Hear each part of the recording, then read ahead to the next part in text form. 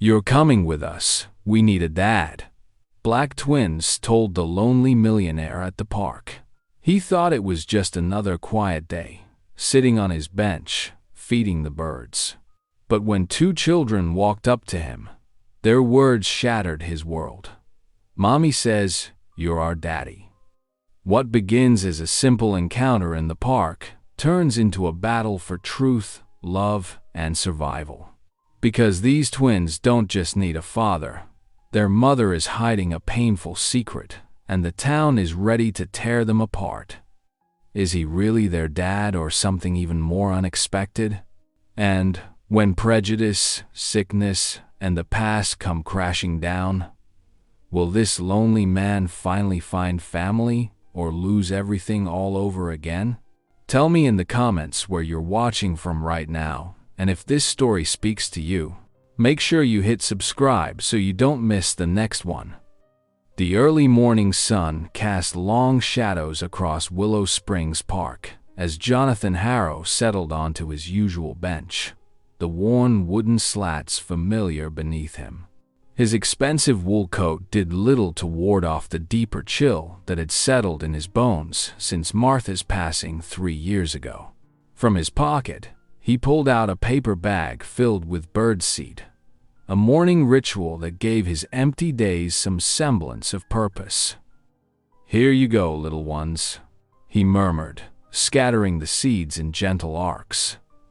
A cluster of sparrows hopped forward, pecking eagerly at his offering. The sight brought a faint smile to his weathered face, though it didn't quite reach his eyes. All around him, the park buzzed with life. A young mother pushed a stroller while chatting on her phone. Two joggers laughed as they passed, their breath visible in the crisp air. Near the playground, a father lifted his giggling daughter onto his shoulders, her delighted squeals carrying across the morning stillness. Jonathan watched them all with a detached sort of sadness. His massive Tudor mansion on Highland Avenue stood silent and empty, its 14 rooms echoing with memories of a happier time. Martha had always wanted children, but their careers had gotten in the way. Now, his success felt hollow. All those millions in the bank couldn't buy back the family they'd never started. He checked his platinum watch, 7:15. Time to head back to another day of meaningless meetings and quiet meals alone. As he gathered his coat around him and prepared to stand, movement caught his eye. Two children approached his bench with determined steps.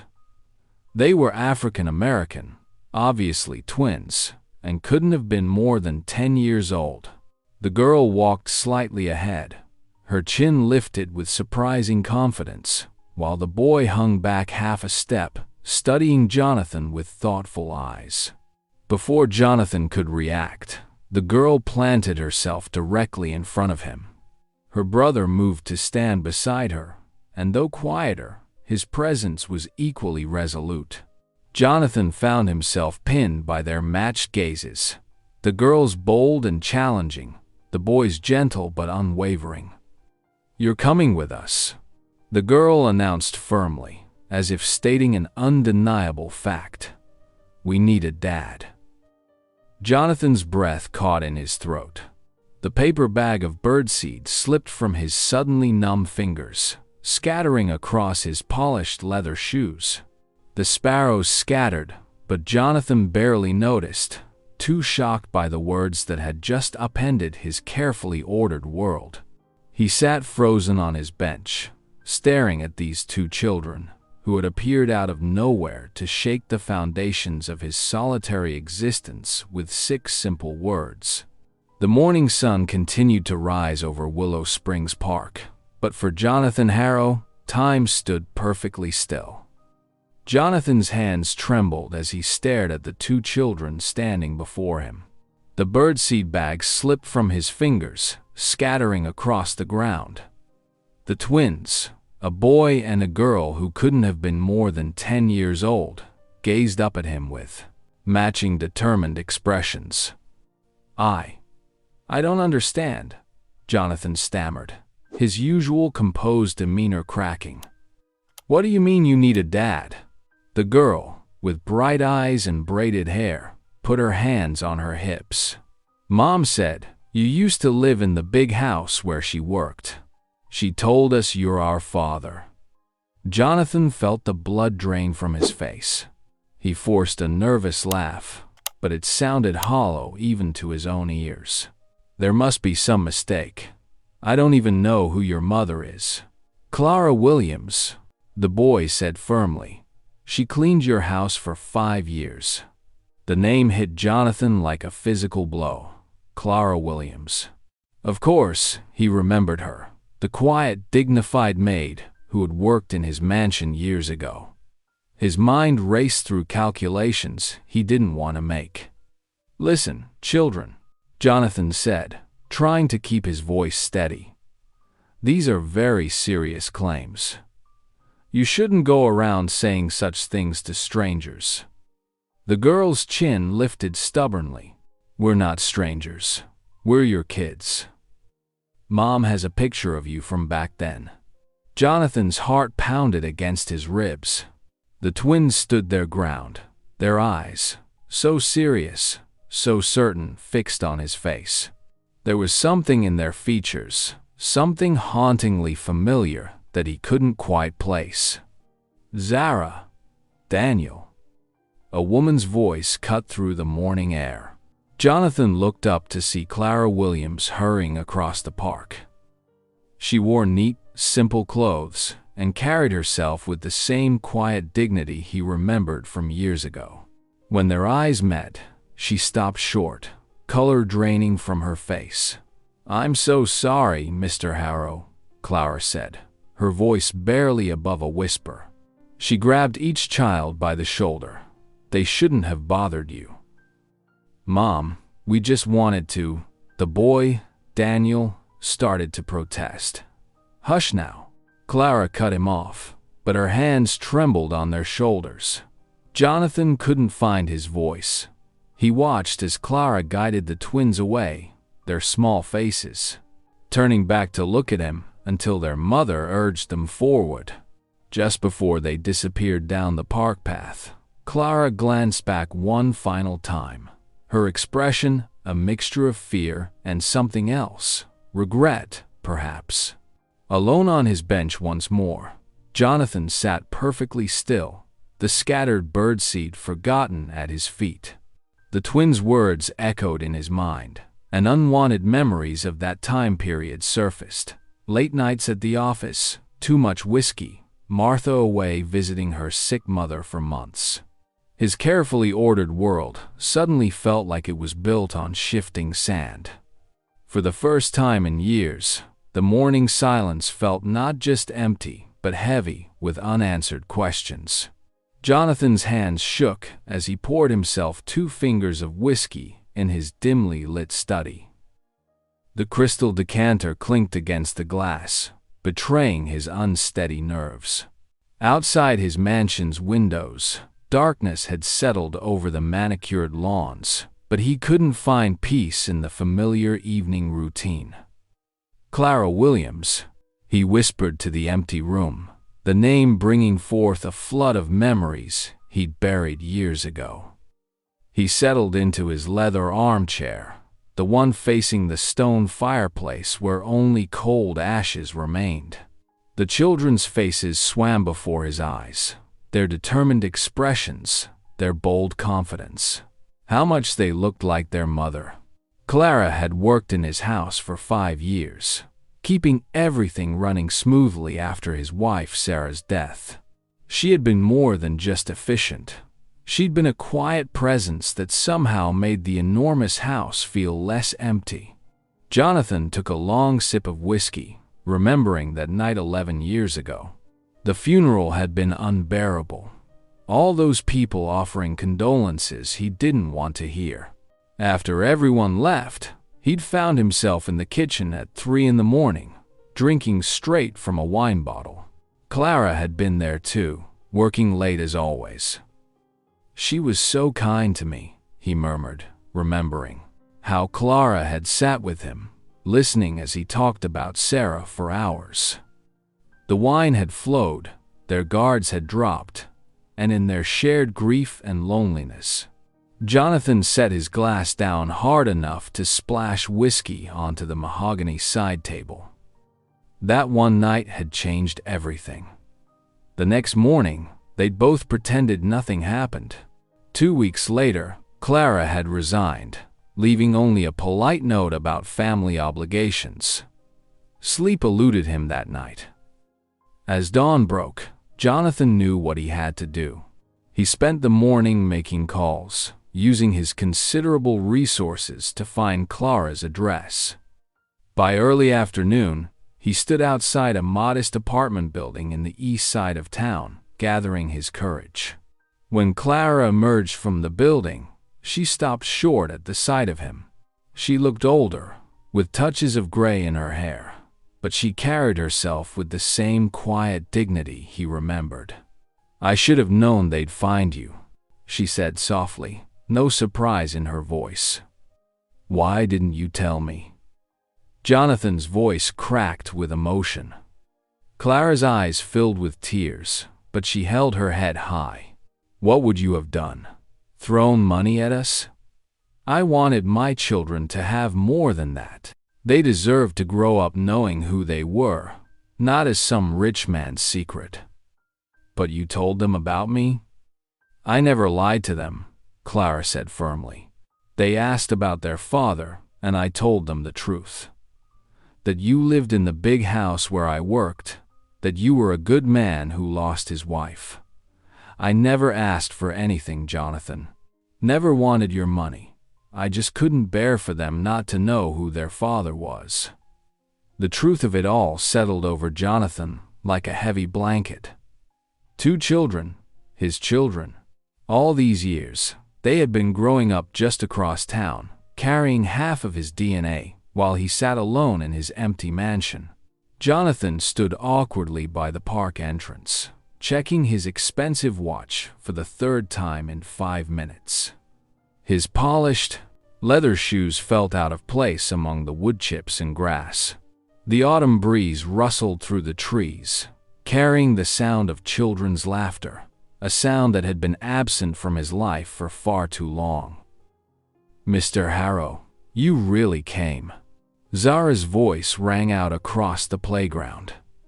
She was running toward him, her purple backpack bouncing against her shoulders, while Daniel followed at a more measured pace, a book tucked under his arm. Yes, well, I said I would," Jonathan replied stiffly, unconsciously straightening his tie. He had traded his usual suit for khakis and a sweater, but still felt overdressed for a playground visit. Zara grabbed his hand without hesitation, making him flinch at the unexpected contact. Her small fingers were warm and sticky, probably from whatever snack she'd had after school.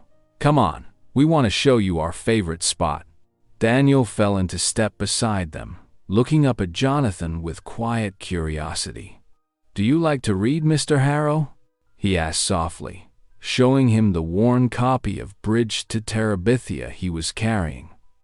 "I do, actually," Jonathan found himself answering, surprised by how easily the conversation flowed.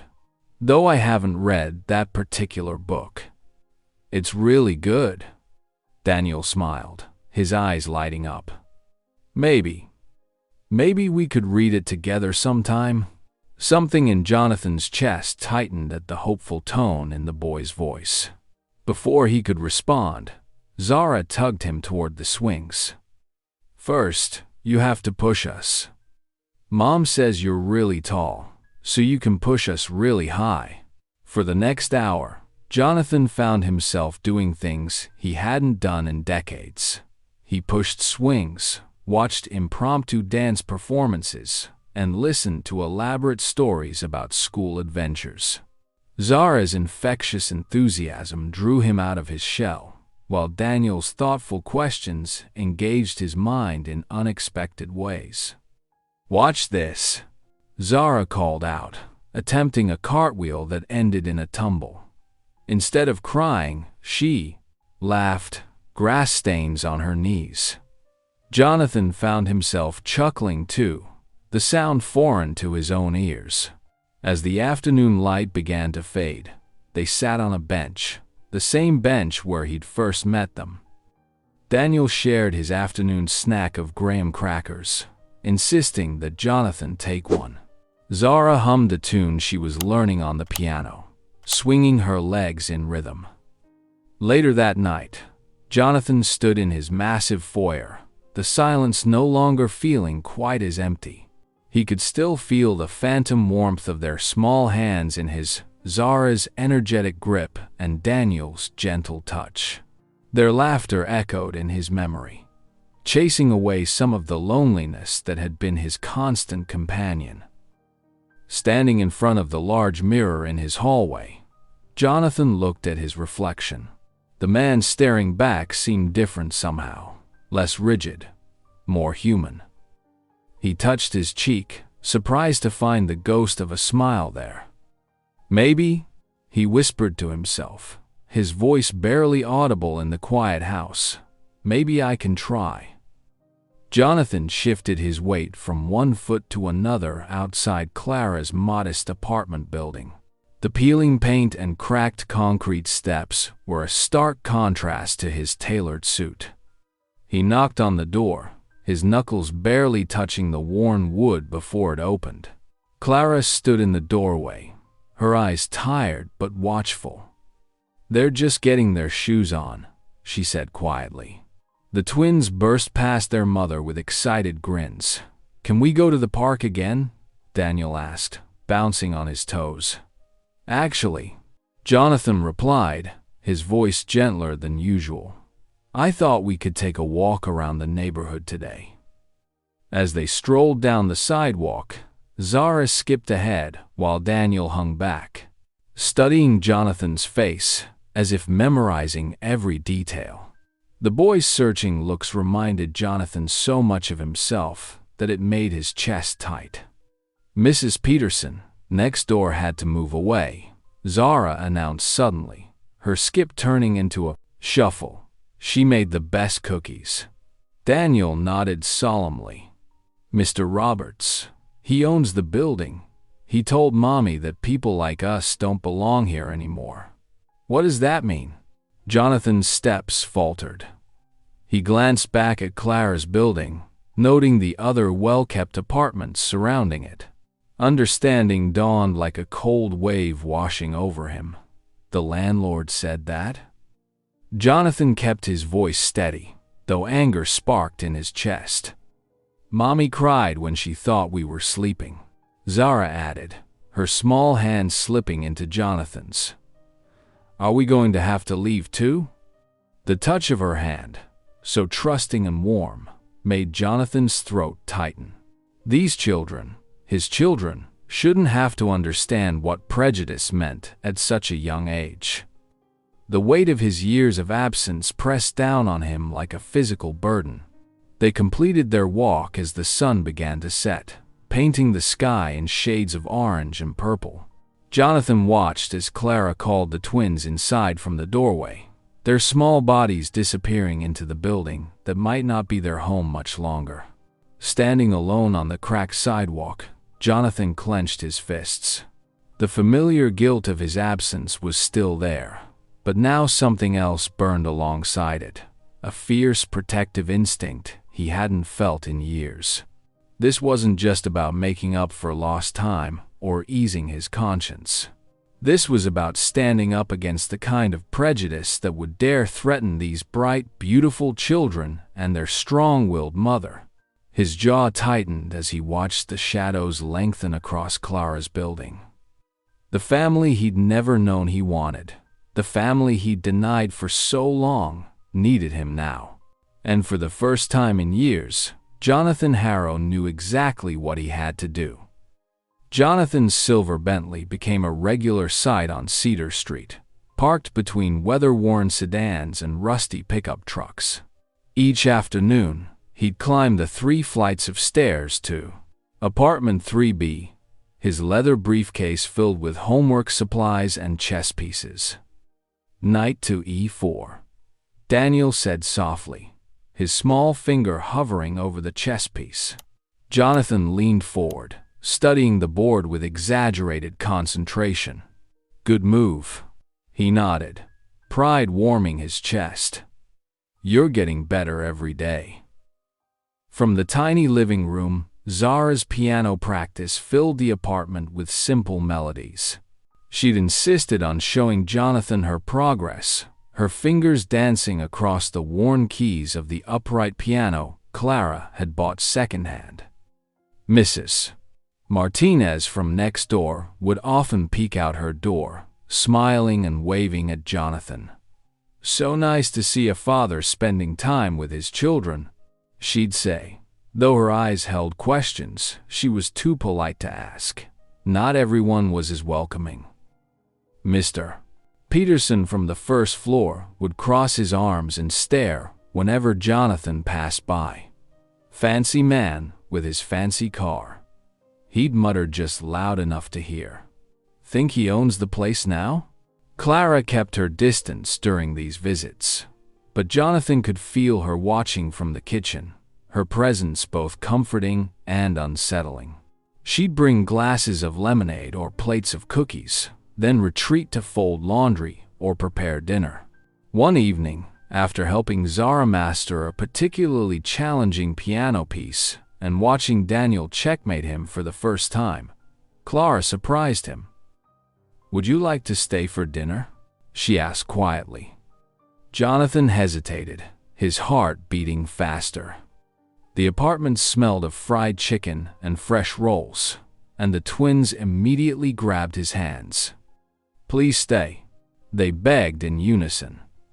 Well, I suppose I could, he said, trying to sound casual despite the emotion tightening his throat. The kitchen table was small, covered with a checkered cloth that had seen better days.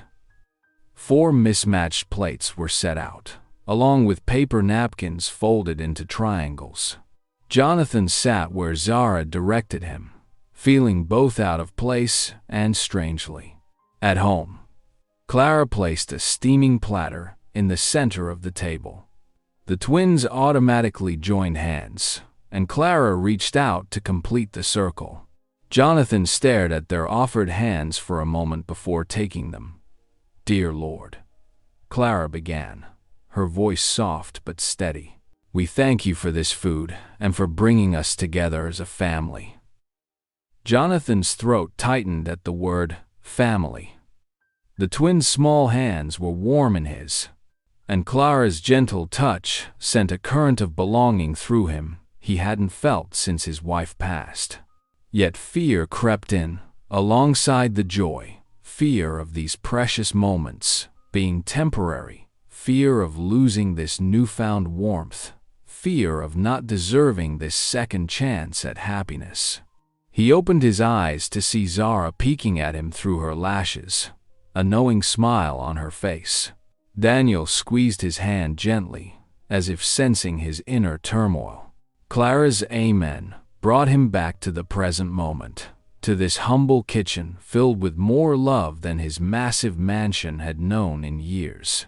The morning sun streamed through the stained glass windows of First Baptist Church, casting rainbow patterns across the wooden pews. Jonathan Harrow sat stiffly in his Sunday best, aware of the hushed conversations and sideways glances from the congregation around him.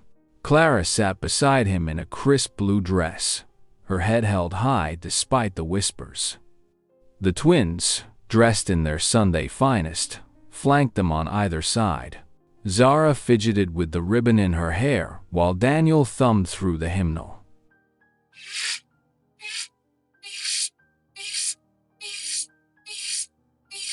A woman 2 rows back whispered loudly enough for Jonathan to catch.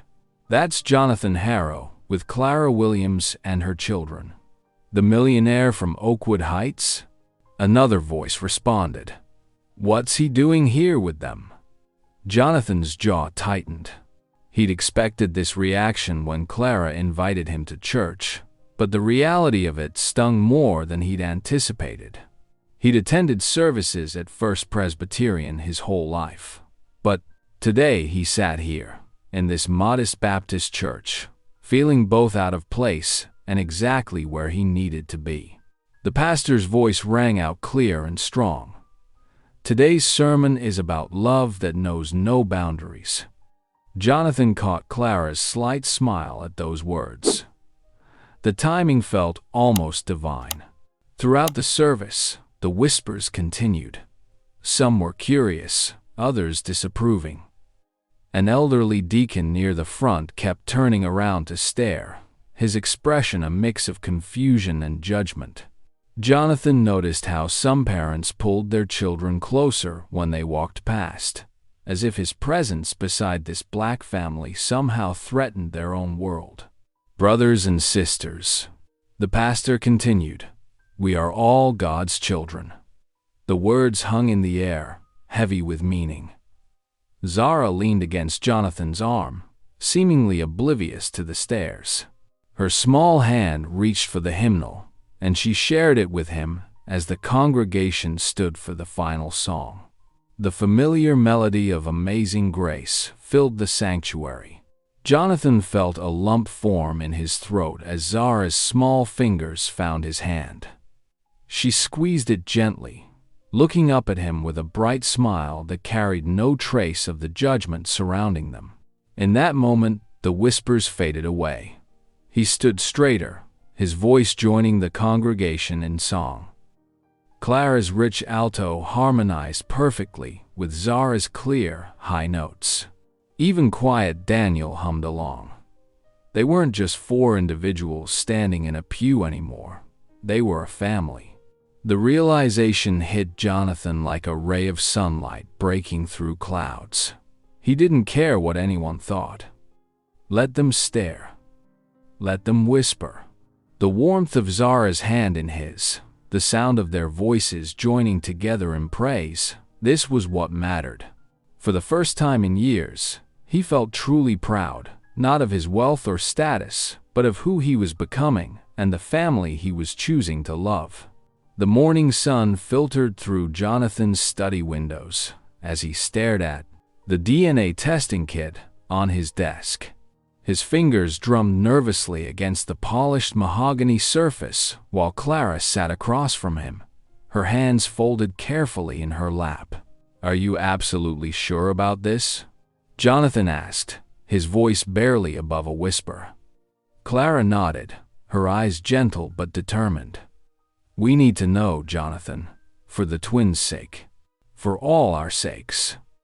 The testing process itself was simple enough. Just a quick cheek swab. But as Jonathan sealed the envelope containing their samples, his hands trembled slightly. This small package held the power to change everything.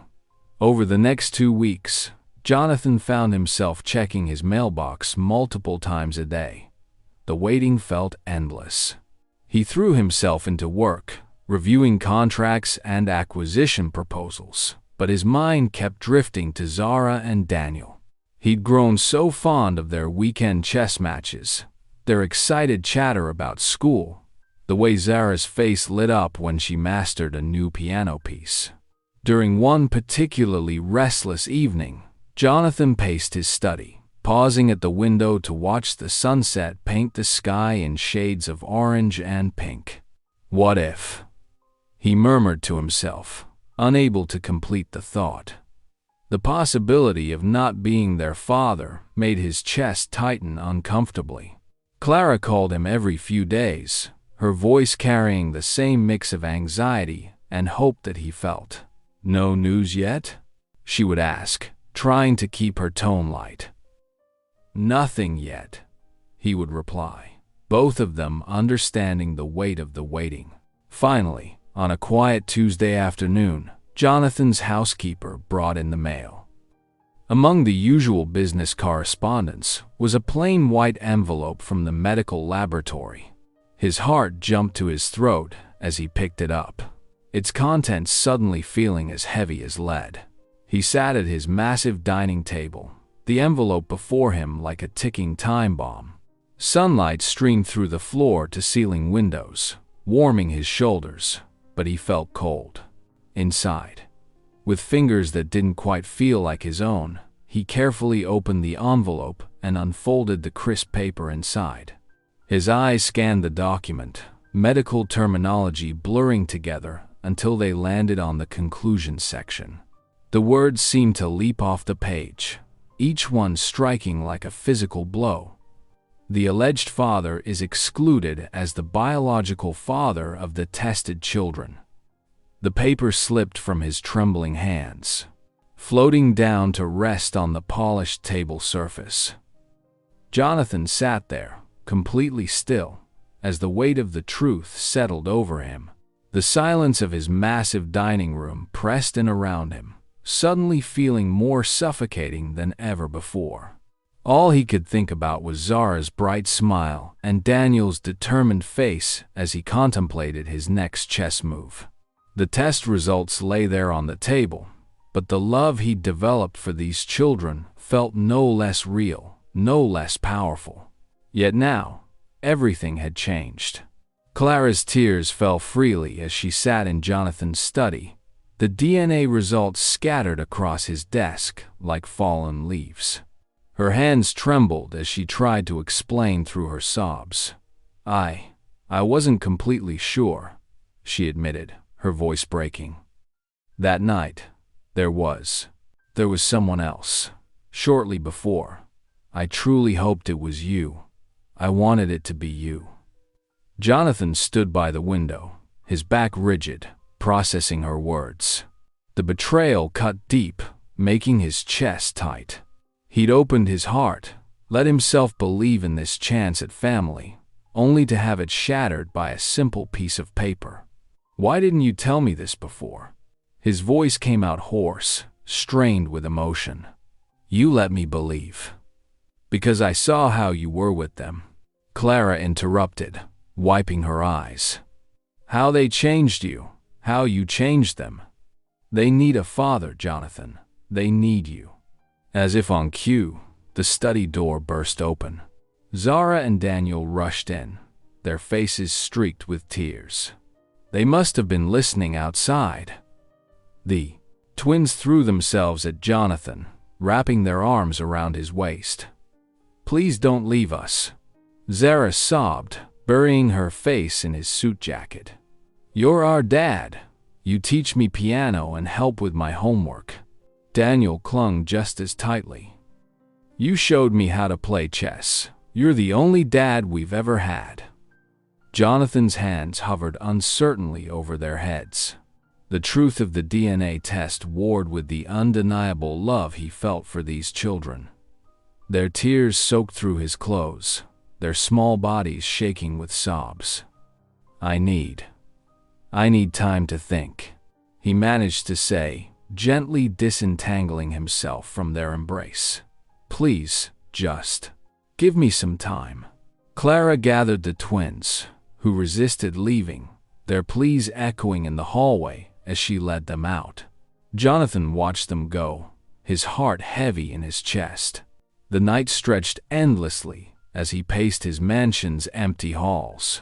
Each room held fresh memories. Zara practicing at the piano in the music room, Daniel concentrating over chess pieces in the library, family dinners in the dining room filled with laughter and prayer. He found himself in his late wife's garden, where the moonlight cast silver shadows across the roses she'd once tended. What would she have said about all this?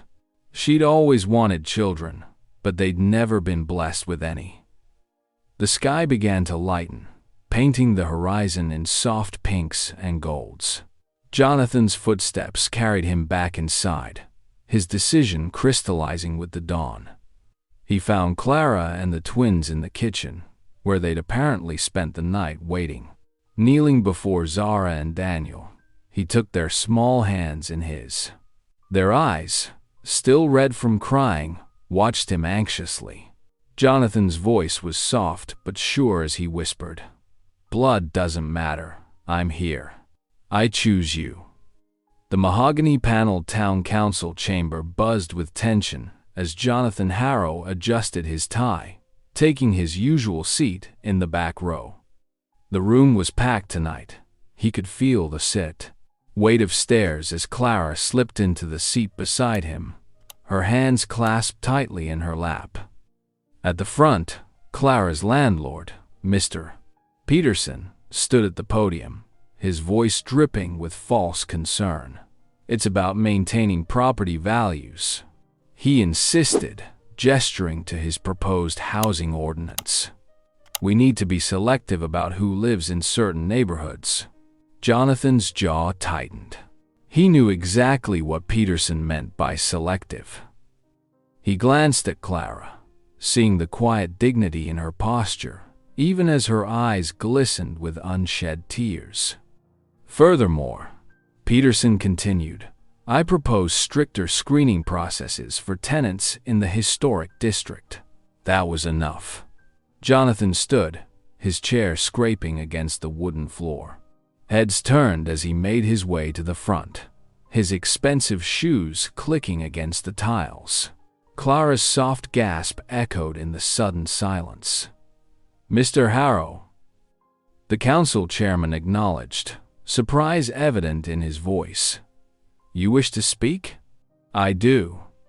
Jonathan's voice carried clearly through the chamber. "I've sat silent through too many of these meetings, watching good people get pushed out of their homes through thinly veiled discrimination." Peterson's face reddened. "Now see here, Harrow."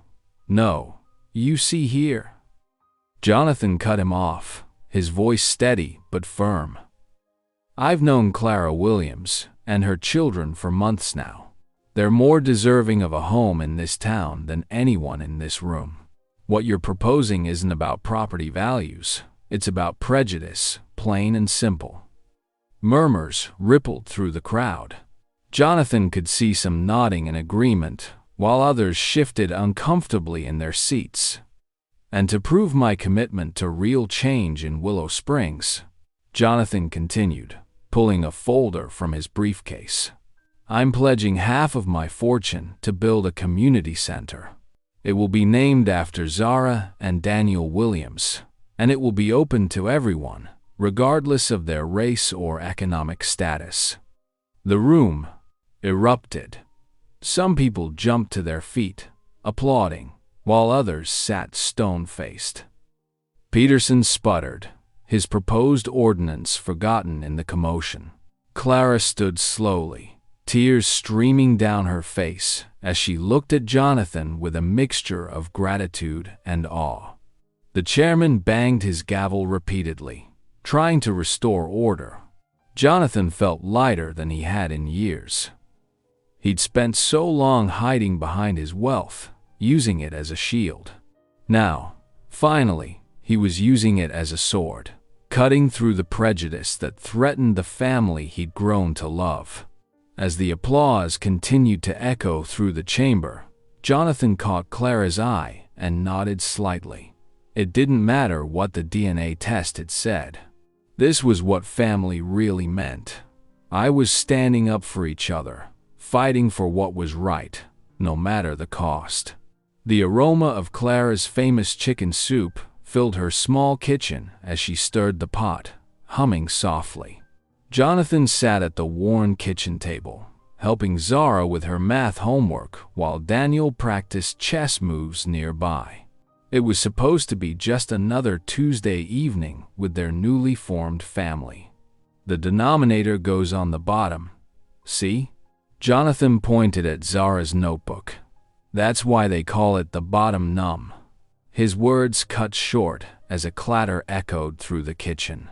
The wooden spoon Clara had been holding clattered to the floor, followed by the terrible sound of her body crumpling against the cabinets. "Clara!" Jonathan leaped from his chair, crossing the kitchen in 2 long strides. She lay motionless on the linoleum, her skin clammy and pale. "Call 911, he shouted to the twins, who stood frozen in terror. The next hour passed, in a blur of sirens, fluorescent lights, and antiseptic smells. Jonathan paced the emergency room waiting area, his expensive shoes wearing a path in the cheap carpet. Zara and Daniel huddled together on plastic chairs, their small hands clasped tightly. When the doctor finally appeared, his grave expression made Jonathan's heart sink. "Mr. Harrow, could you step into my office?"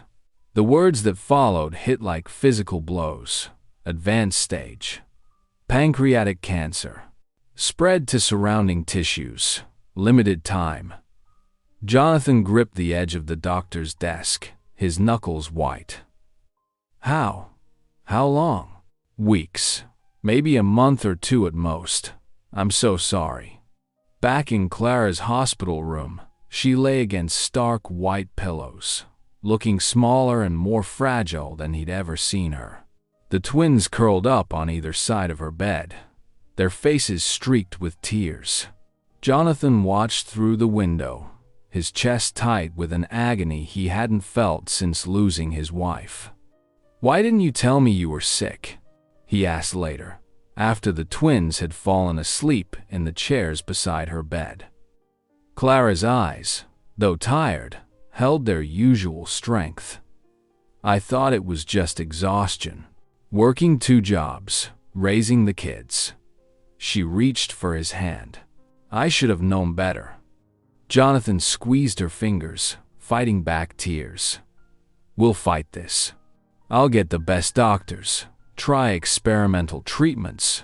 "Jonathan," she interrupted softly, "promise me you'll take care of them." He couldn't speak, could only nod as the weight of her request settled over him. Later that night, after Clara had drifted off to sleep and the twins were taken home by a neighbor, Jonathan found himself in the hospital's small chapel. The space was empty, lit only by flickering candles. He sank into the front pew, his shoulders shaking with silent sobs. "Please," he whispered, his voice rough with emotion. It had been years since he'd prayed, not since Sarah's death. "Don't take them from me too. Not again. Please. I can't lose another family." His words echoed in the empty chapel, mixing with the sound of his weeping as the candles cast dancing shadows on the walls. Clara sat up in her hospital bed, her chin lifted with determination despite the dark circles under her eyes. "I won't spend my last days in this sterile box," she declared, smoothing the thin blanket across her lap. "My babies need memories of their mama at home, not hooked up to machines." Jonathan understood. Within days, he'd transformed Clara's small apartment into a comfortable care facility, complete with medical equipment discreetly tucked away. He hired the best home health nurses, but made sure they stayed in the background, preserving the warmth of their family time. Movie night. Zara announced one evening, waving a DVD of The Lion King. Daniel sprawled on the floor with a bowl of popcorn, while Clara rested on the couch, wrapped in her favorite quilt. Jonathan sat beside her, noticing how she smiled through her fatigue. They created moments wherever they could. Weekend picnics in the living room when Clara felt too weak to go outside. Story time, where each person added a piece to an ongoing tale. Game nights where Clara coached Daniel in chess, while Jonathan helped Zara build card houses. "Remember this," Clara would whisper sometimes, watching her children laugh. Jonathan knew she was creating memories to sustain them. On a quiet Tuesday evening, Clara stood in the twins' doorway, leaning heavily on Jonathan's arm. They watched as he tucked each child in, kissing foreheads and adjusting blankets with a tenderness that still surprised him. After the nightlight was switched on and the door pulled nearly closed, Clara gripped Jonathan's sleeve. Her eyes, though tired, burned with intensity.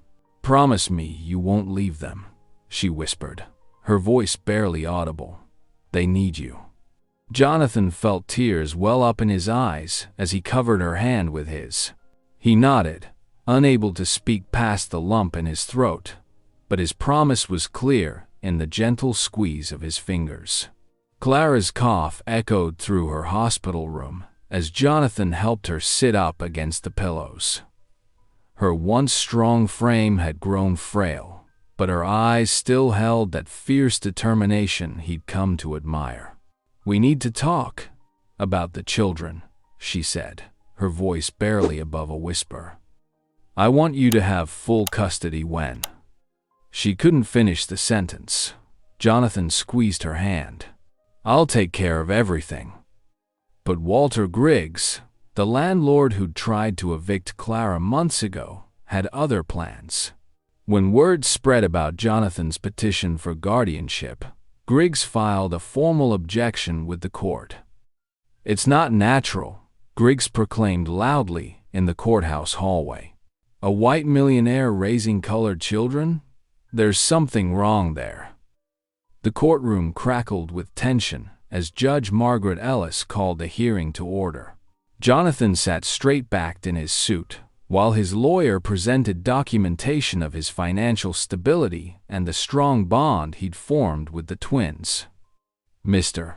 Harrow has been a father figure to these children," his attorney argued. "He's provided them with love, support, and stability." The opposition painted a different picture. "Mr. Harrow has no experience raising African-American children," Griggs's lawyer insisted.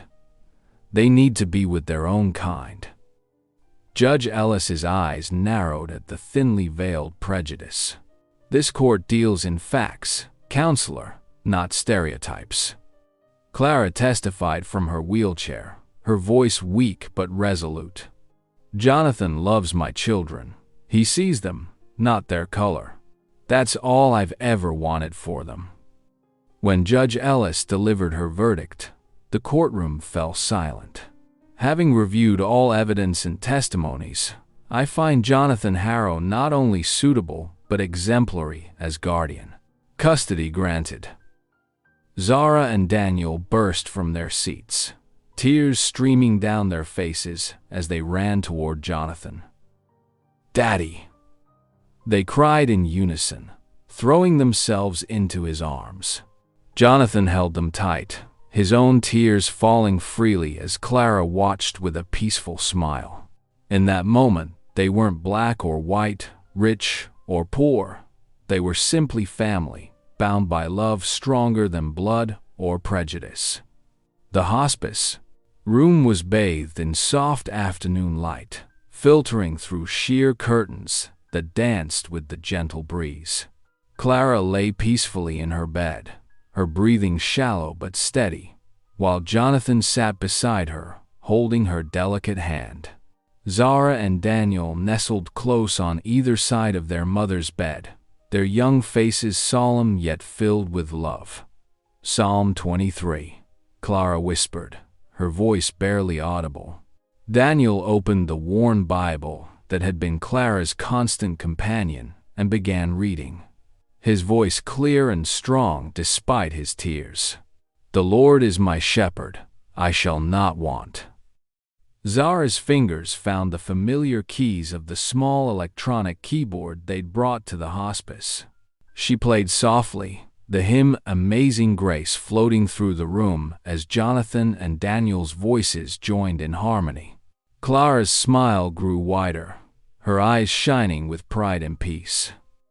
"My beautiful babies," she murmured, looking at each of them in turn. "God brought us together, all of us. This is what faith looks like." Her gaze met Jonathan's. "Thank you for choosing them, for choosing us." Jonathan squeezed her hand gently. "Clara, you gave me the greatest gift, a family." As the sun began to set, Clara's breathing became more peaceful. With one final, contented smile, she closed her eyes, her hand still warm in Jonathan's grasp as she slipped away. At the funeral 3 days later, the little church overflowed with people. The same congregation that had once whispered and stared now stood in solidarity, offering casseroles, hugs, and prayers. Jonathan held Zara and Daniel close as they stood before Clara's flower-covered casket. The pastor spoke of Clara's strength, her unwavering faith, and the love that had created a family beyond blood. Throughout the service, neighbors who had once turned away now approached with gentle words and supportive embraces. Even those who had opposed Jonathan's guardianship came forward to pay their respects, moved by the obvious love between him and the children.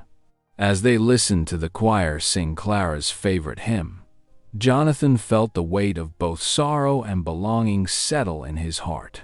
He looked down at his children, his family, and knew that Clara's love would live on through them.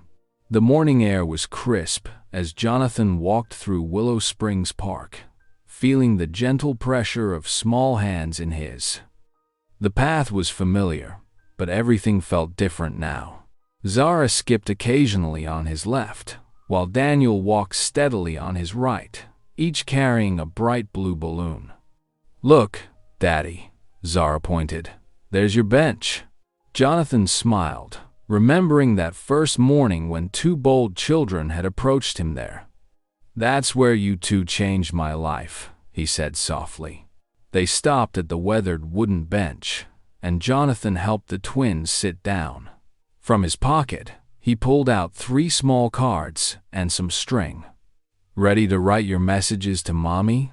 Daniel nodded solemnly, taking his card with careful hands. Zara grabbed hers eagerly, already knowing what she wanted to say. Jonathan watched as they wrote, their faces scrunched in concentration. "Dear Mommy," Zara read aloud as she tied her card to the balloon string. "I'm playing piano every day, just like you taught me. Daddy says I'm getting really good. I love you lots." Daniel's message was shorter. "I miss you, Mommy. I'm taking care of Zara and Daddy for you. We're okay." Jonathan's hands trembled slightly as he attached his own card. The children looked up at him expectantly, and he read, "Thank you, Clara, for giving me the greatest gift, our children." Together, they stood and released the balloons. 3 blue dots rose against the clear sky, carrying their love heavenward. Tears streamed down Jonathan's face as he watched them float away. "You came to save me," he whispered, thinking of that lonely morning months ago. Zara and Daniel turned to him, their faces shining with love and wisdom beyond their years. Together they answered, "No, Daddy, you saved us." Jonathan gathered them close, feeling truly whole for the first time in years. In this moment, he understood that redemption wasn't just about being saved. It was about the love, faith, and hope that had brought them all together. Thank you for being here. Thanks for watching this, Peter. One for more. If something in this story stayed with you, I'd love to see you again. Subscribe, and tomorrow, I'll bring you another story crafted with heart.